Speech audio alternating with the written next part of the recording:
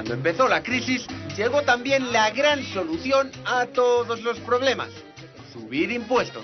Y una subida del impuesto sobre el valor añadido a partir de julio. Además del IVA, el gobierno socialista subió los impuestos indirectos sobre los carburantes, el tabaco o el alcohol.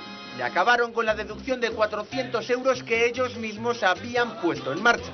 La reacción del PP en la oposición fue fulminante.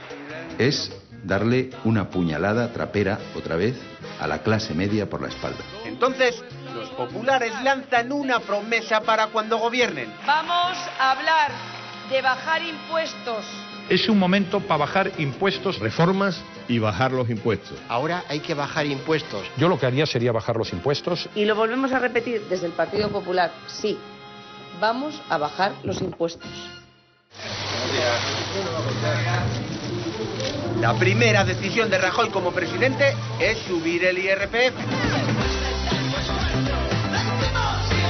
Es decir, castigar a los asalariados. Podríamos llamarlo un recargo complementario temporal de solidaridad.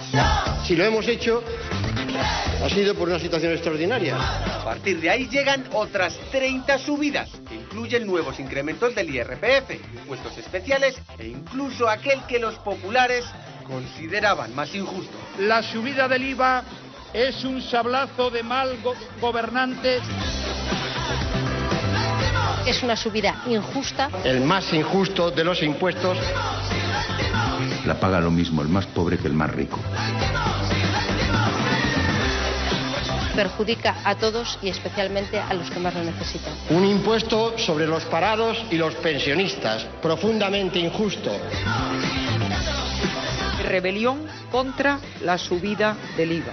No lo aceptamos. La primera de ellas consiste en la subida de los tipos del IVA que entrará en vigor a partir del 1 de septiembre.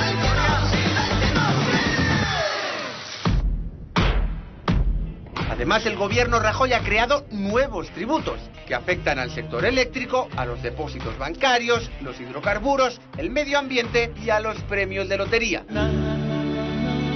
Resultado: hoy los españoles pagamos más impuestos que nunca. Y la gran pregunta: ¿lo hacemos en proporción a lo que ganamos, como ordena el artículo 31 de la Constitución? ¿Pagan realmente más los que más tienen?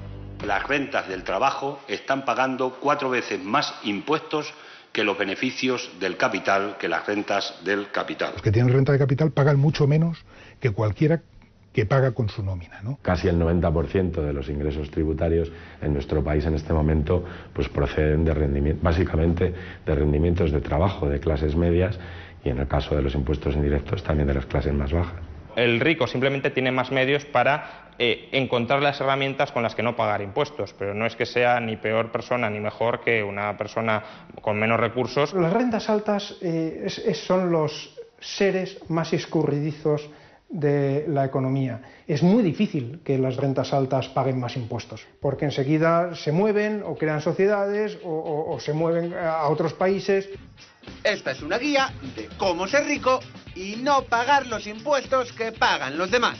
Lo primero que hay que hacer es llevarse el dinero fuera de España.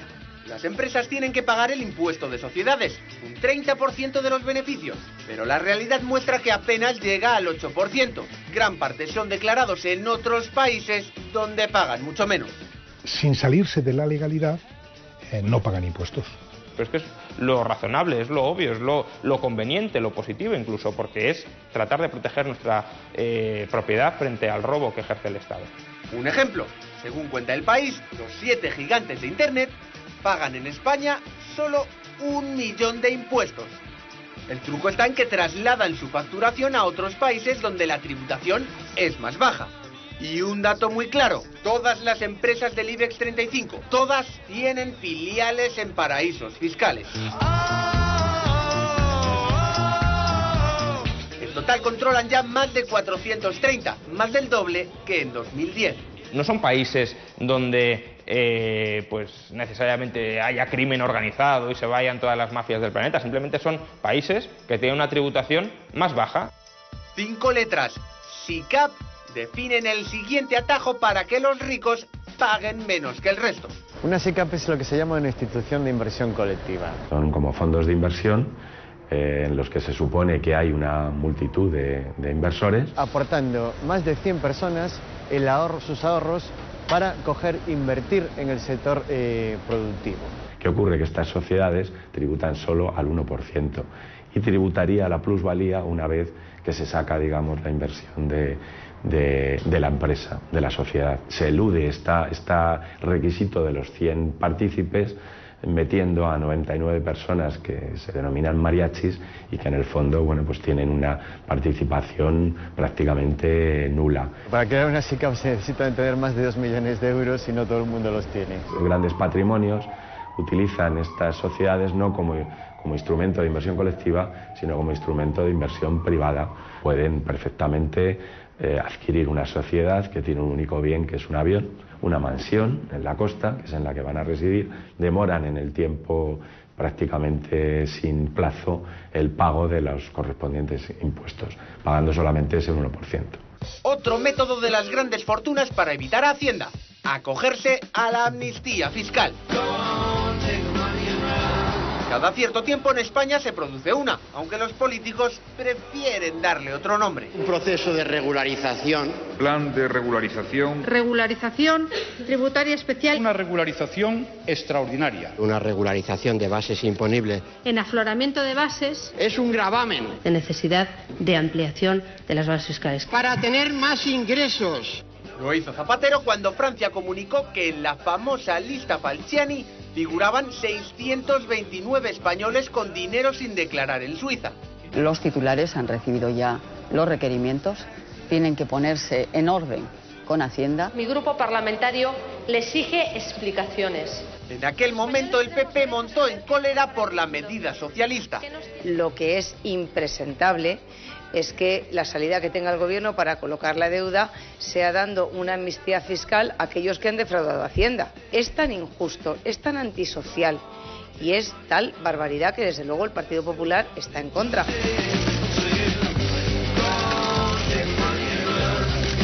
Pero nada más llegar al poder, puso en marcha la suya propia. Esta vez para todo el que quisiese traerse su dinero negro a España, sin necesidad de justificar la procedencia del dinero, sin sanción de ningún tipo, con la confidencialidad garantizada y pagando solo un 10% a Hacienda, cuando el mínimo que se tributa de IRPF es un 24,5%. Señorías, existe esa economía sumergida y hay que combatirla. Y eso es el sentido de la regularización fiscal promovida por el Gobierno. Y es un instrumento útil en la lucha contra el fraude.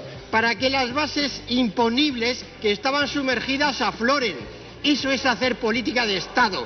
El mecanismo ha permitido lavar su dinero a varios imputados en la trama Gürtel, incluido Luis Bárcenas. Ha puesto de una manera regular lo que antes no estaba declarado, nada más. O a miembros de la red de blanqueo de Gaoping, entre otros muchos presuntos delincuentes. Ahí podríamos ver pues muchos de los delitos que tristemente son conocidos por todos, derivados de la corrupción, o incluso otros delitos pues asociados al narcotráfico, contrabando, prostitución. ¿Usted sabe lo que significa digamos, tomadura de pelo a los que hemos pagado hasta el último céntimo de nuestros impuestos? Es una tomadura de pelo, perdóneme, una tomadura de pelo. A mí me parece fatal realmente que tengan otras rentas, ya lo sé, pero mi obligación es traerlas para España, aflorarlas. Aquí sí que hay una quiebra total del principio de igualdad que establece el artículo 31 de la Constitución. Si todo lo anterior no basta, hay otro recurso para no pagar impuestos: defraudar. España es ya el país con más economía sumergida y mayor fraude fiscal de Europa. Desde que empezó la crisis hemos superado a los hasta entonces campeones, Grecia e Italia. Según un estudio, la economía sumergida ya representa en España un 28% del PIB. Un dinero que podría dejar en las arcas públicas unos 80.000 millones de euros. Más que suficiente para que España eliminase de un plumazo todo el déficit y para que los recortes se convirtiesen en inversión. más del 71% del total del fraude, según nuestros datos, sería atribuible a grandes empresas y grandes fortunas. Los países con mayor fragilidad impositiva son los que ahora mismo están teniendo mayores problemas económicos. O sea, está España, está Grecia, está Chipre, está Malta, están un grupito de países que son los que tienen menor capacidad recaudatoria en porcentaje del PIB con bastante diferencia. Ante esta desigualdad, ¿contra quién centra el gobierno sus críticas por defraudar a Hacienda? Contra los autónomos, pequeños empresarios, asalariados y parados. Que hay personas que no cumplen con sus obligaciones derivadas del cobro de la prestación por desempleo. ¿O es que niega usted la existencia de la economía sumergida en España? Hay mucho con IVA o sin IVA. Eso hay que erradicarlo de una vez por todas. Todos aquellos que van al IVA, al sin IVA, están defraudando a todos los demás. Defraudar en el pago del IVA equivale a frustrar el pago de las pensiones más bajas de España. Que se nos suben los impuestos porque algunos no contribuyen. Que hay 520.000 infracciones en la lucha contra el fraude laboral. Eso es un tema en el que queremos poner el foco, en el que queremos poner el acento, porque un sistema tributario es justo cuando todos pagamos lo que nos corresponde.